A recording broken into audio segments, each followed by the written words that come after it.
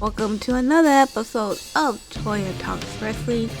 In today's episode, we're going to talk a little bit about some of the things that happened on Smackdown, February 14th, 2025. There was no love on this Smackdown, for the Smackdown was kind of meh, but there were some spots that should be talked about, so I'm going to go ahead and talk about it. Let's start with some of the ladies. So we had the qualifying match for the 5th member in the chamber. It was Chelsea Green versus Naomi. Obviously Naomi wins, so Naomi will be with her tag partner Bianca Belair in the chamber. There's more stuff about Naomi and Bianca, but first I want to rant a little bit about, and I already ranted before about this earlier in the week, but about putting these women's champions, so Chelsea Green is the United States women's champion, and putting her in a qualifying match knowing that she's going to lose to Naomi. I don't understand. The same thing I don't understand why they did it with Lyra on Monday. I don't understand. It's like, why are you putting these, like, are we supposed to take these titles seriously? Like, why do we even have these titles? Seriously. Like, we got tag titles, and it's like we're trying to make something out of them, and now we're trying to bring in more mid titles, and you're not doing anything with them, and you're making them lose matches for non-title, like, matches, and put them in situations where, like, you don't have anyone. I mean, you literally fired Blair Davenport, right?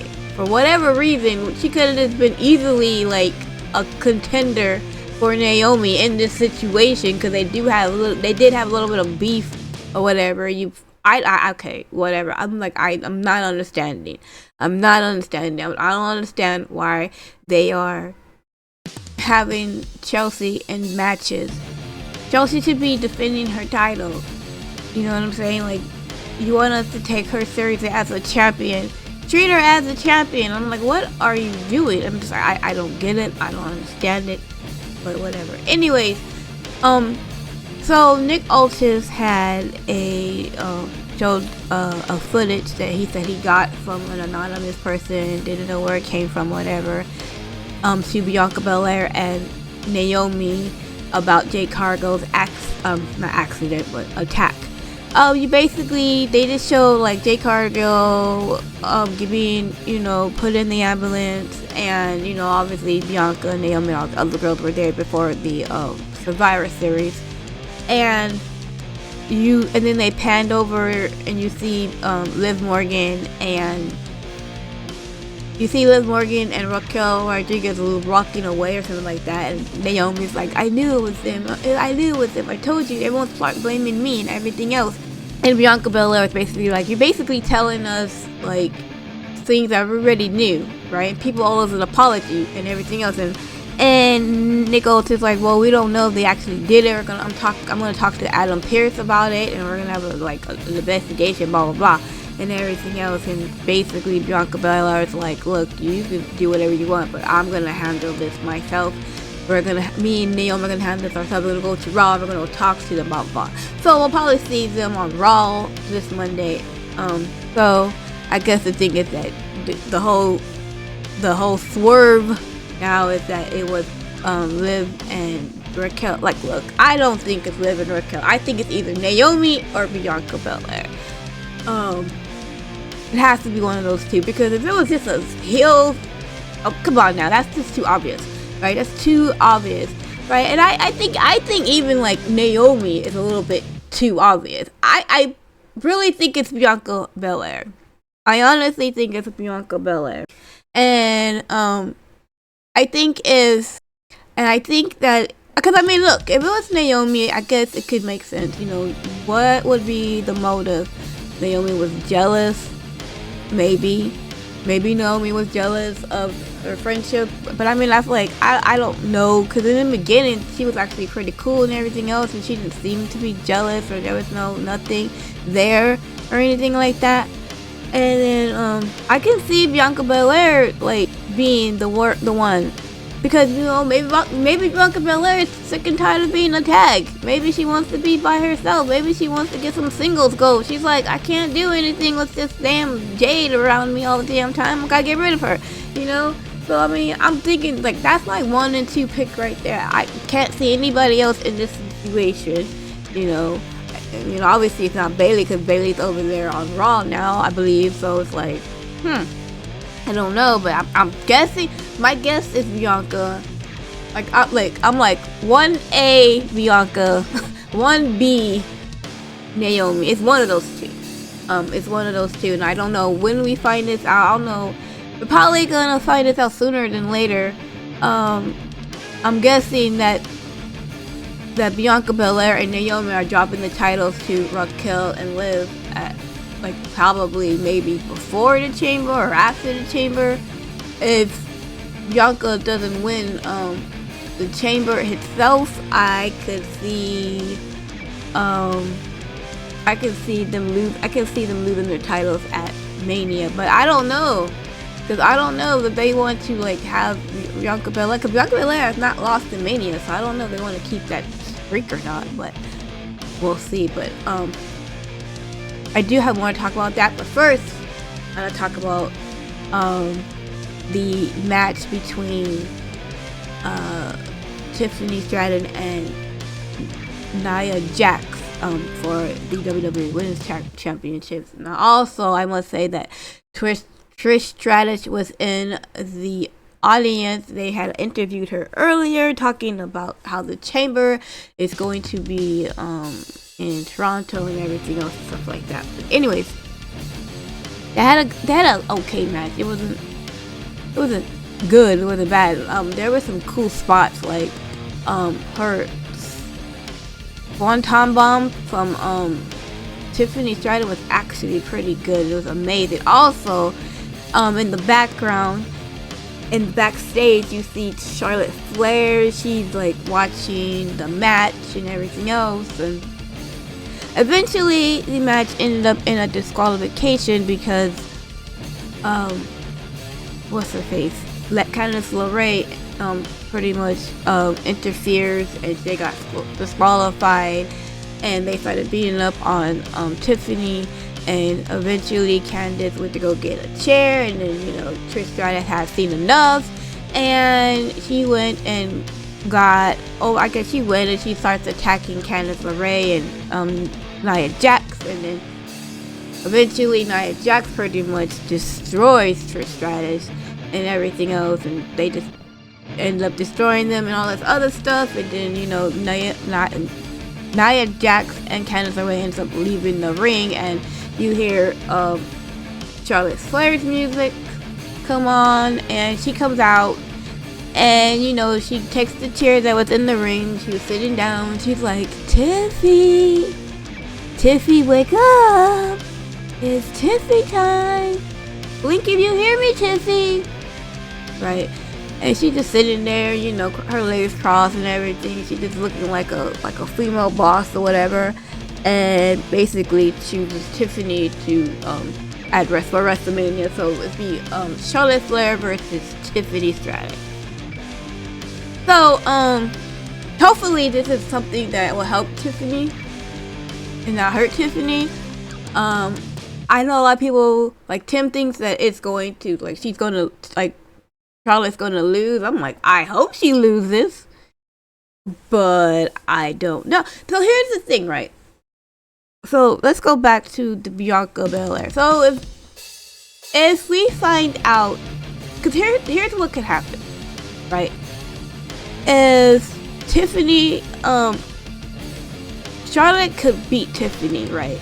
And so that would be your heel, champion, right?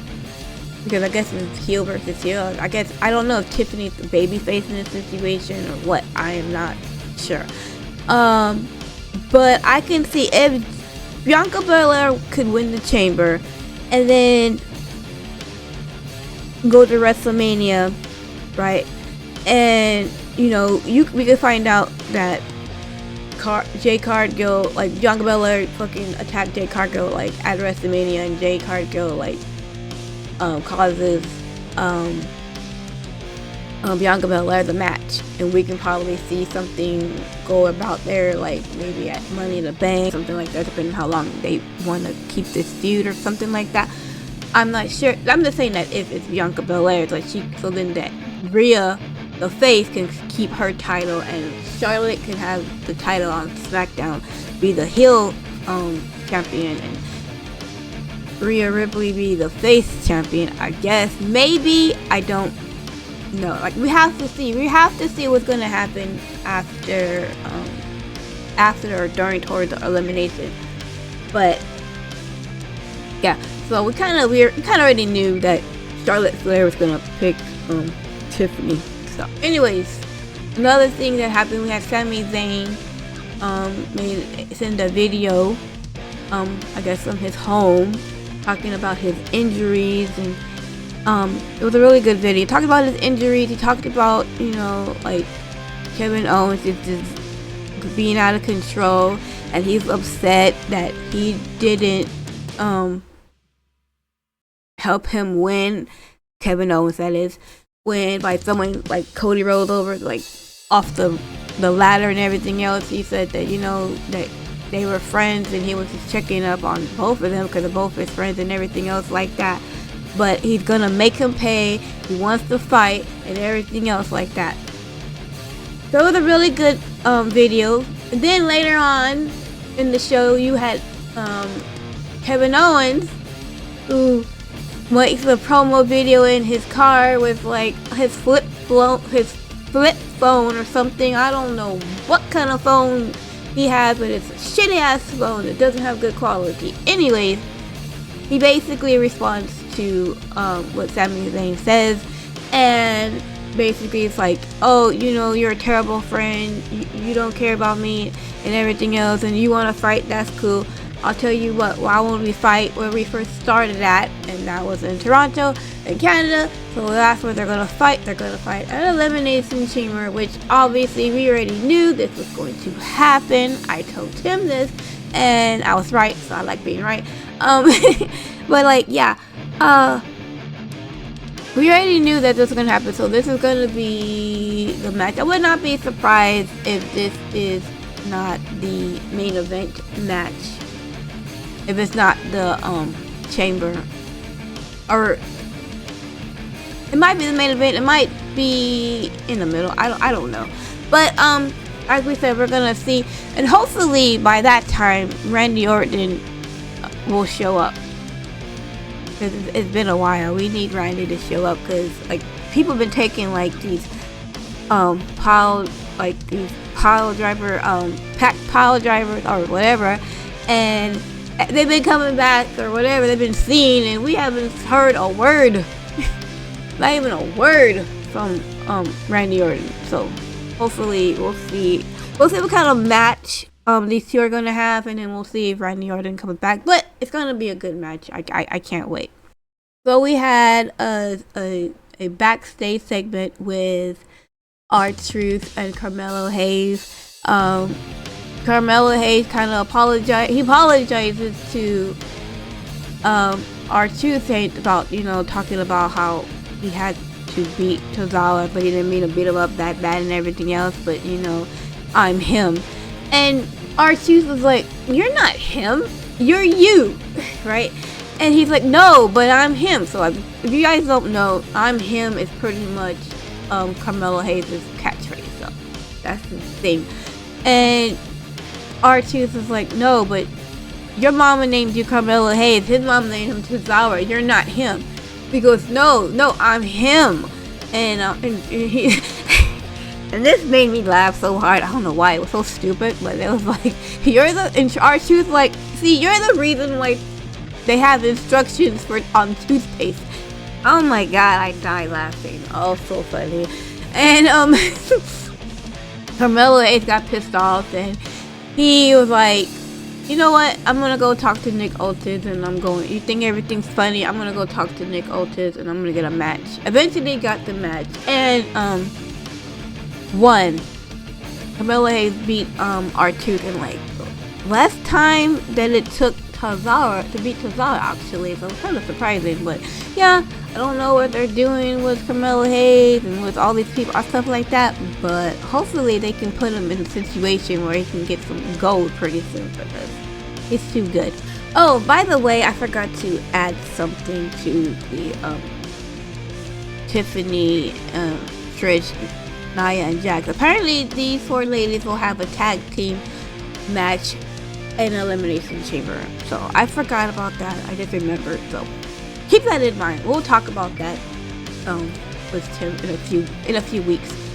Anyways, let's move on. We had another backstage segment with Jimmy Uso and Drew McIntyre. This was after Charlotte Flair had announced that she's gonna pick Tiffany to fight at WrestleMania.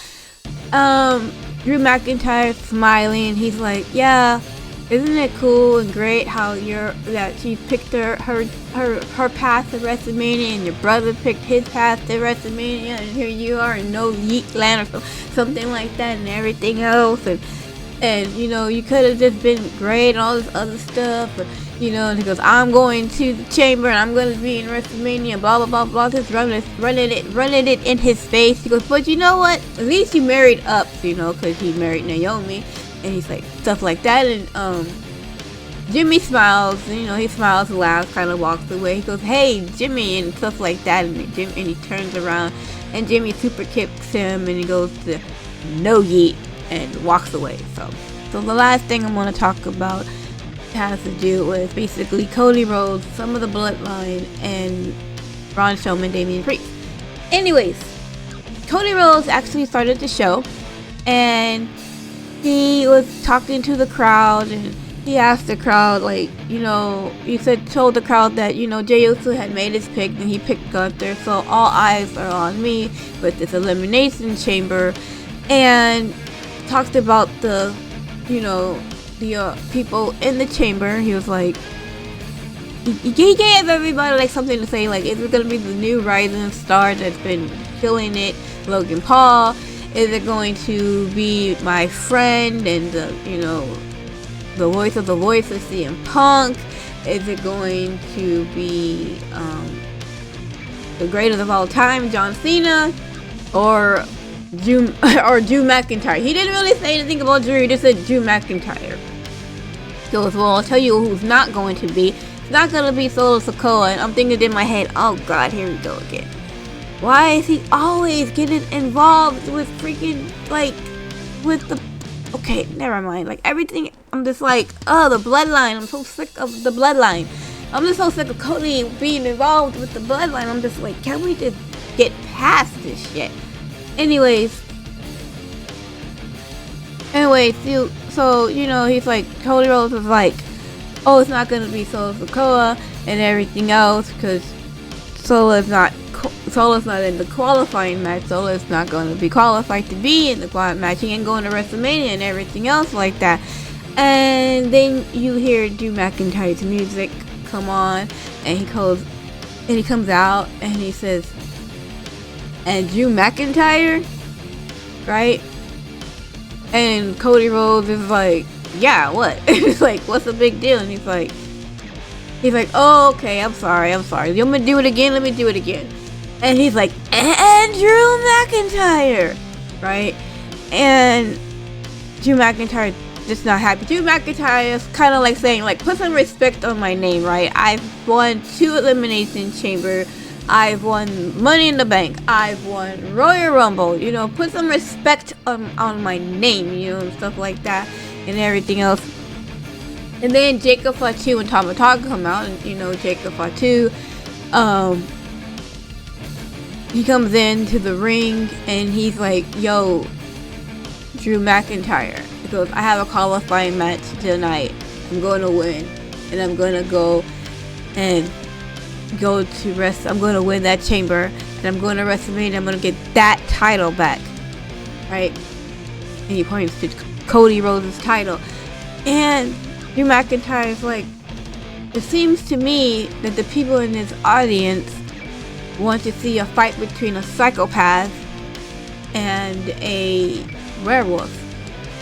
But I'm already in the chamber, so I don't have to do that. So I'm gonna leave. Cody, I think he wants to talk to you. Right.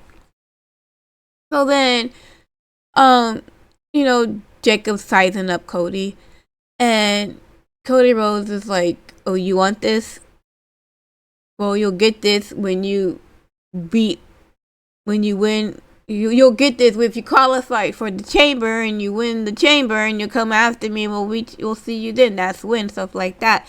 And they were just staring each other down, and then the camera moved towards the back of the stage and the background where like the cars come in, and you see a car come in, and you see Solo come out of the car. He's wearing like all white and everything else, and you see Jacob there, and you see Cody Rhodes. Cody Rhodes is about to like go after Solo Sokoa because he got some business to attend to from last week for getting Samoa spiked by him.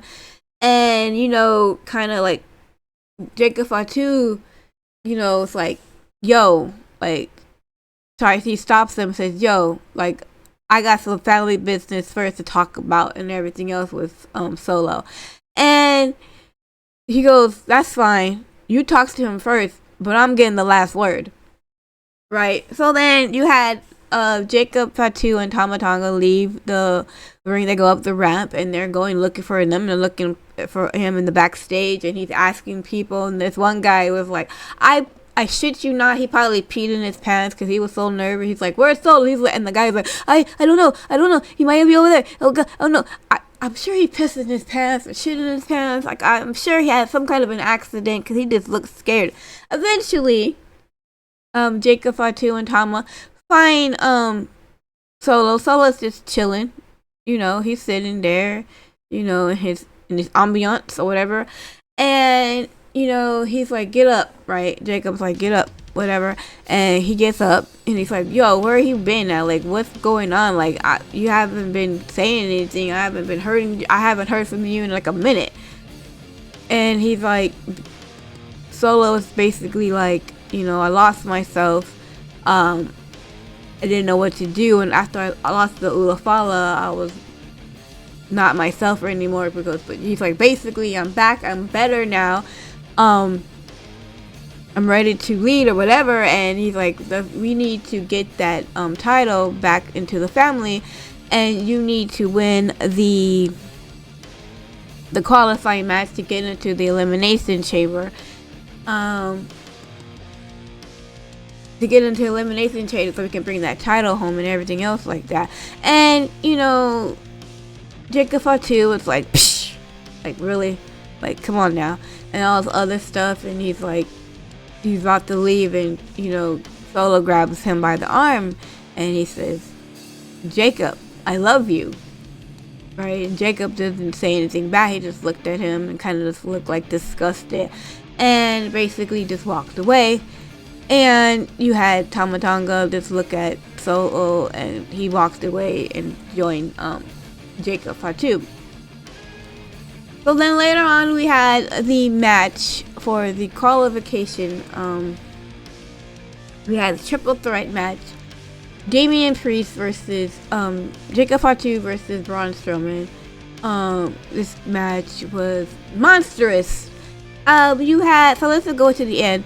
We had Jacob Fatu doing the hip thing to Braun Strowman, where he just, the Samoan hip thing. I don't know what the name of it is, but he kept doing that to him. I don't know where Damian Priest is at. Damian Priest is over taking a nap somewhere. I don't know where he's at.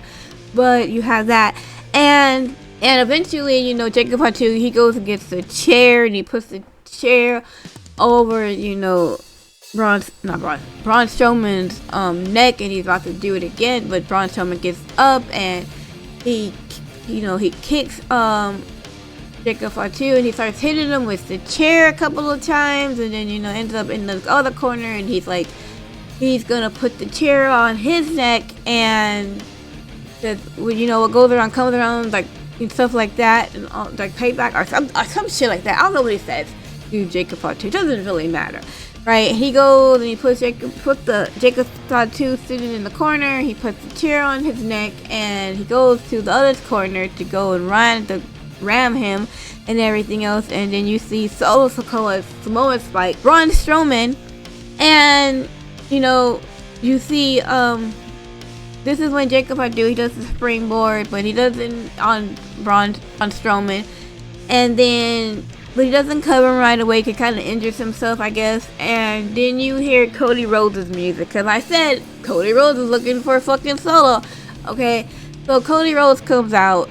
And, him and Solo go at it and everything else. And Tama Tonga pretty much comes in and helps Solo by attacking Cody Rhodes. And eventually trying to hold Cody Rhodes so that Solo can Samoan Spike Cody Rhodes, but Cody Rhodes moves out the way, and Solo accidentally Samoan Spikes Tama instead.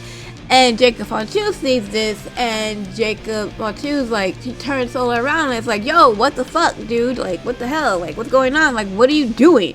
Right? Eventually, like, shoving like Solo and shit like that. And then Damian Priest, oh wow, he finally shows up, and he pretty much like throws Jacob Fatu into the timer's keep. So now Jacob Fatu's back there.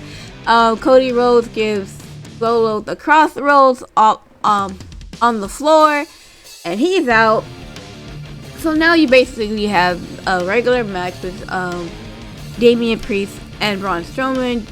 I think Braun Strowman tried to do his finishing move, but Damian Priest got out of it. Then Damian Priest throws Braun Strowman into the ring post, and then eventually does the South of Heaven and gets the pin. Now, what did I say, guys? What did I say last week? I said that more than likely Damian Priest would win that match, right? I said I don't know how he was going to win the match, but it was the right call, especially if they're going to have a thing with Drew and Priest.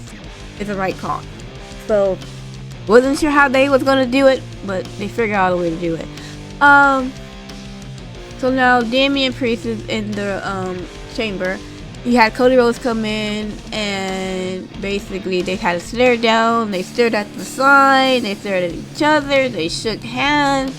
Cody, congratulations, and they were in the ring and everything else. He was, have the hands raised and stuff like that. And yeah, that was pretty much the end of the match, or the end of the show.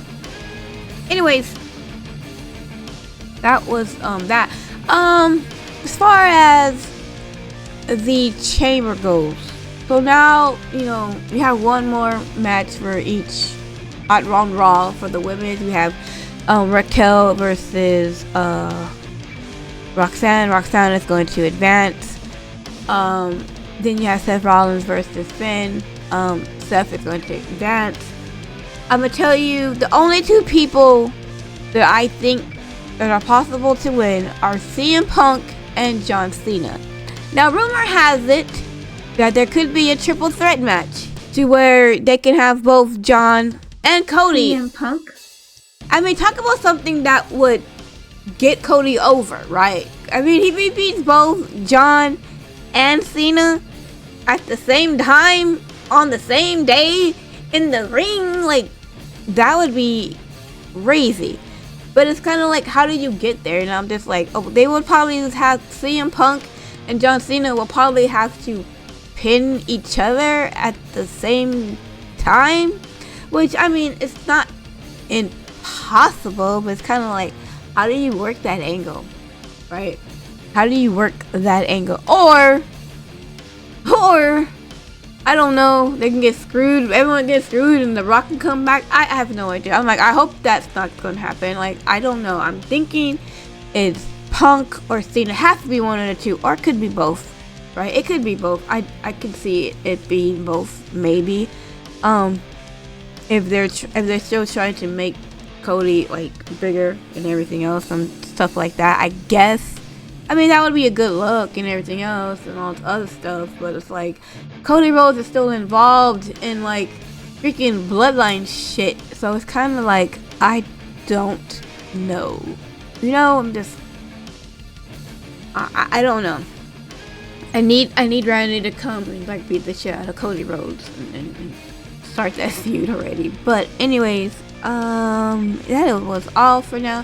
Thank you so much for watching. Hope you enjoyed the rest of your Saturday. Anyway, see you in my next video. Okay, bye.